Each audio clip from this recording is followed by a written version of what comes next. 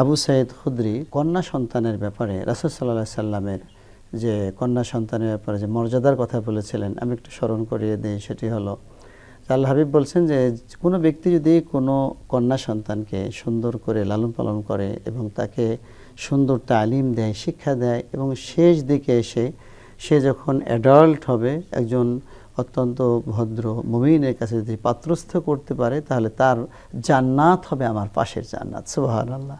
তো এই যে কথাটা বললেন, এটা কিন্তু পুরুষের বেলায় বা পুত্র সন্তানের কথা বলা হলো না।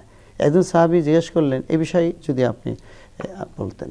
রাসূল আকরাম সাল্লাল্লাহু আলাইহি ওয়াসাল্লাম বলেছেন যে তোমরা কন্যা সন্তানের ব্যাপারে সদয় হও, কন্যা সন্তানের যত্নে যত্নশীল হও। পুত্র সন্তানের ব্যাপারে এটা বলেননি, কারণ পুত্র সন্তানের ব্যাপারে ন্যাচারালি একটা পিতার আকর্ষণ থাকে। তো রাসূল আকরাম সাল্লাল্লাহু আলাইহি ওয়াসাল্লাম এই জন্য বলেছেন যে একজন কন্যা সন্তান যে পেল সে একটি জান্নাত। দুটি কন্যা সন্তান যিনি যত্ন করলেন, আপনি যেটা বললেন, লালন পালন করা, তাকে উত্তম পাত্রস্থ করা, তাকে উত্তম জ্ঞানী করা, এবং পর্দার সাথে হিজাবের সাথে তাকে রক্ষা করা, তার তাহজিব তামাদ্দু যেটা সেটা রক্ষা করা, তাকে পরিপূর্ণ জ্ঞান দেয় এবং তাকে যত্নের সাথে লালন করা। এরপরে বলা হয়েছে তিনটি কন্যা সন্তান যদি হয়, সে তিনটি জান্নাতের মালিক হবে এবং আমার প্রতিবেশী হবে। এই রাসূল আকরাম সাল্লাল্লাহু আলাইহি সাল্লামের এই হাদিসটি আমি যদি আরেকটু বাহিরে টেনে নিয়ে যাই, কোনো একজন ইংলিশ দার্শনিক বলেছে, give me a good mother, I will give you a good nation.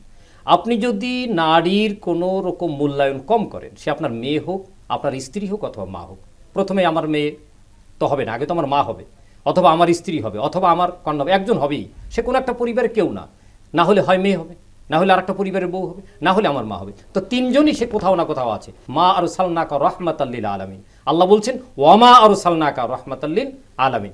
তো তিনি হচ্ছেন রহমাত, বিশ্ববাসীর জন্য রহমত। তাহলে বিশ্বের জন্য কল্যাণকর যেটা হবে, সেটা কল্যাণের অর্ধেক নির্ভর করে নারীর উপরে। সেই নারীকে যদি যত্ন না হয়, সে যদি মেয়ে হিসেবে যত্ন না পায়, তাহলে সে মা হিসেবে উত্তম মা হবে না। আর উত্তম মা যদি সে না হয়, তাহলে উত্তম সন্তানও সে দিতে পারবে না।